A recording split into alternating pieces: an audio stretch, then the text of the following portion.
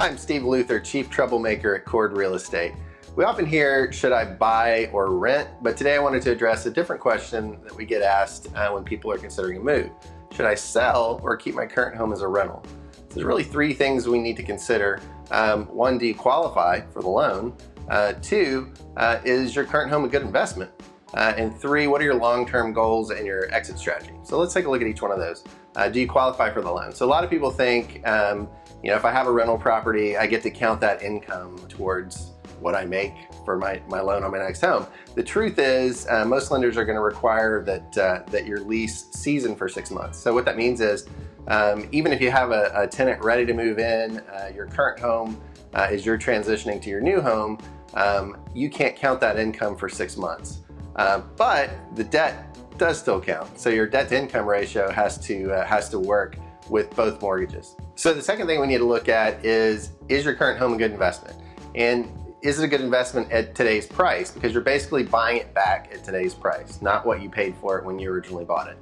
We need to look at rates of return. We need to look at anticipated rents. We need to look at vacancy rates. And we need to factor in some assumptions about the market. Where do we think the market's headed over the next 5 to 10 years?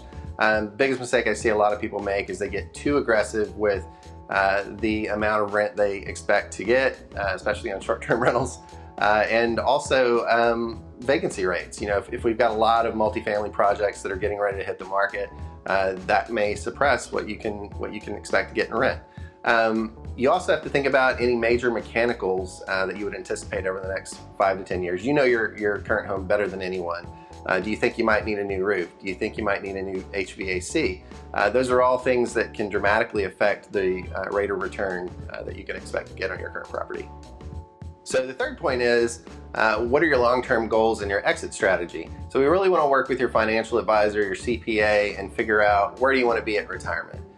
Does it make sense for you to own rental properties long-term, or do we need to exit at some point? So at this point we're considering, do we put it in an LLC? Do we put it in a trust? Do we keep it in your personal name so that we can at some point transition back to a primary residence to avoid some capital gains tax? There's a lot of factors that go into this. So we really need to keep that in mind as we're looking at the overall strategy and is this a good investment or not. If you found this information helpful, please like, comment, and share below, and we'll see you next time. Thanks.